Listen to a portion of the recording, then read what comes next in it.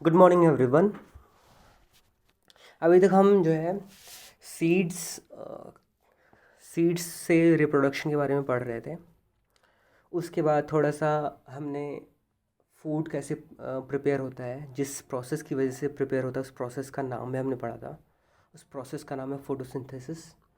उसके बाद थोड़ी सी हमने बात भी करी थी सनलाइट जो हमारे अर्थ पे आता है उसके बारे में, वो कितना हमारे लिए फ़ायदेमंद है। ठीक है। अब नेक्स्ट जो तरीका है जिससे जो है रिप्रोड्यूस कर सकता है प्लांट, वो है स्टेम्स। ठीक है, स्टेम्स के बारे में थोड़ा सा पढ़ते हैं। स्टेम्स में पहला पॉइंट कह रहा है some plants can reproduce by stem. Obviously onions and potato are two such plants. तो इसमें अनियंस एंड पोटैटो को अगर हम रिकॉल करें या अपने घरों में देखें या आसपास में देखे होंगे, तो लोग पोटैटो और अनियंस कैसे उगाते हैं। उसका जो है स्टेम यूज़ करते हैं। स्टेम को ज़मीन में लगा देते हैं और उसको जो है प्रॉपर पानी वगैरह दे देते हैं। ठीक है, तो पोटैटो एंड अनियन जो है ऐसे एग्जांपल हैं जो स्टेम के थ्रू जो रिप्रोड्यूस करते हैं। Some stems like sugar cane, potatoes and ginger etc etc store extra food into them and are called underground stems.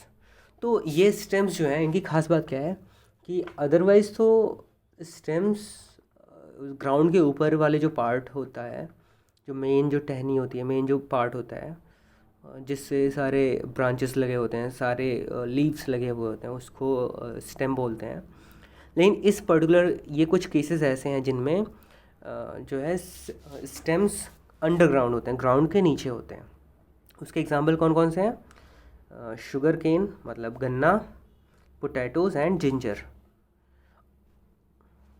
They have eyes on them and any piece of the vegetable having an eye can grow into new plants.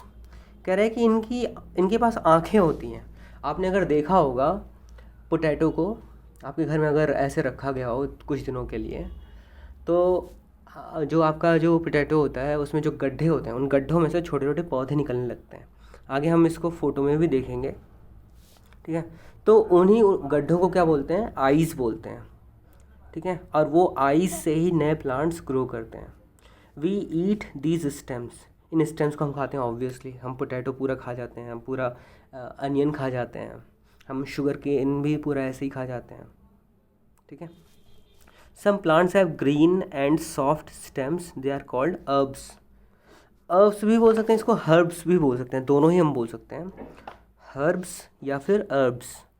तो किन plants को बोल रहे हैं कि जो plants के soft stems होते हैं, बहुत छोटे छोटे जो प्लांट्स होते हैं जिनके सॉफ्ट स्टेम्स होते हैं, उनको क्या बोलते हैं? हर्ब्स। उसके एग्जांपल्स क्या हैं? Spinach, mint and wheat. ये जो है ये कौन सी कैटेगरी में आता है? हर्ब्स की कैटेगरी में आता है। प्लांट्स के बारे में हमने बात करी थी कि प्लांट्स कई तरह के होते हैं जिसके बारे में हम आगे डिस्कस करने वाले हैं। तो उसमें पहला जो टाइप है वो है हर्ब्स। हर्ब्स जो छोटी छोटी जो झाड़ियाँ होती हैं उनको बोलते हैं हर्ब्स। आगे बढ़ते हैं। Some plants have very weak stems that they can not hold up a plant, they are called climbers. कह रहा है कि क्लाइंबर्स किसको बोलते हैं? कुछ ऐसे प्लांट्स होते हैं जिनके स्टेम जो है बहुत ही ज़्यादा वीक होते हैं, इतने वीक होते हैं कि वो सीधा खड़ा नहीं हो सकते। सीधा खड़ा नहीं हो सकते तो वो डिपेंडेंट होते हैं किसी दूसरे के ऊपर। वो या तो दीवार के ऊपर डिपेंडेंट होंगे, वो बेसिकली वो सीधा सीधा चलने के लिए या तो दीवार का सहारा लेते हैं या फिर दूसरे किसी पेड़ का सहारा लेते हैं, जो पेड़ बहुत स्ट्रांग होगा, जो सीधा खड़ा होगा। ठीक है, they need support to stay upright. उनको सपोर्ट चाहिए। तो सपोर्ट कहाँ से मिलता है? कोई भी उसके बगल में तुमने कोई बांस वगैरह लगा दिया, उस बांस के सहारे वो ऊपर चढ़ जाते हैं। उसके वो अगर किसी दीवार के बगल में तो दीवार के सहारे। तो ये दीवार हुआ या बांस हुआ या फिर कोई भी दूसरा प्लांट हुआ, वो सारे जो है सपोर्ट हैं इसके लिए। तो इसका एग्जांपल क्या है? Money plant and grapes. Money plant का ये रहा फोटो। और जो मैंने पहले बात करी थी, जो आइज़ होती हैं, आइज़ देखो ये पोटैटो में ये जो गड्ढा है, गड्ढे में से देखो छोटे छोटे पौधे निकल रहे हैं। यहाँ पे भी आप देख सकते हो, यहाँ पे भी देख सकते हो। तो ये जो है आइज़ हैं। जो गन्ना है, शुगर केन में ये इसके आइज़ हैं, ये आइज़ हैं। इन्हीं आइज़ में से ही नया पौधा निकलता है, ग्रो करता है। ठीक है, जर्मिनेशन स्टार्ट होता है। तो यहाँ तक क्लियर हो गया होगा। आगे बढ़ते हैं। Some plants have hard stems and many branches में arise from the base of the stem. बहुत सारे ऐसे प्लांट्स हैं जिनके स्टेम्स हार्ड होते हैं। एंड मेनी ब्रांचेस में arise from the base of the stem, जो स्टेम है जहाँ से स्टार्ट हो रहा है, जो ग्राउंड से जस्ट ऊपर, वहीं से जो है ब्रांचेस कई सारे ब्रांचेस निकलने स्टार्ट होते हैं। These plants are called shrubs. Shrubs किसको बोलते हैं?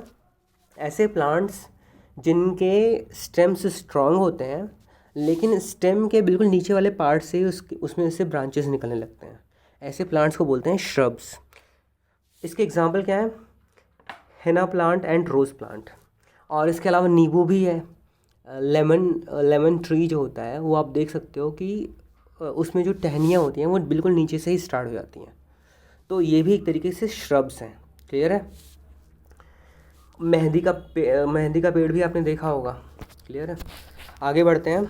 Some plants have very thick hard and strong woody stem, these are called trees. Trees तो हमें पता है। ट्रीज़ की खास बात क्या होती है? इसके जो स्टेम्स होते हैं बहुत ही ज़्यादा स्ट्रॉन्ग होते हैं और ये जो है लकड़ी के होते हैं, बिल्कुल कठोर लकड़ी होती है, बहुत स्ट्रॉन्ग वुड होता है जिसका हम यूज़ फर्नीचर्स बनाने के लिए कर सकते हैं, फूड प्रिपेयर करने के लिए कर सकते हैं। ठीक है? और यहाँ तक कि मकानों में भी लगा सकते हैं। ठीक है? डोर्स के लिए यूज़ कर सकते हैं और भी कई सारे तरीके से यूज़ कर सकते हैं हम इन वुड्स का। क्लियर है? बैट वगैरह बनाने में इस तरह के वुड्स का इस्तेमाल होता है। वो अगर श्रब्स हैं या फिर अर्ब्स हैं, उससे जो वुड तैयार होगा उसका वुड हम नहीं यूज़ कर पाएंगे ये सब काम करने के लिए। ठीक है? तो वुड जो तैयार होता है वो किससे मिलता है? हमें सिर्फ और सिर्फ ट्रीज़ से ही मिलता है। तो ट्रीज़, अर्ब्स एंड श्रब्स, ये तीनों आपको याद रखना है। तीनों में डिफरेंसेस आपको याद रखने हैं।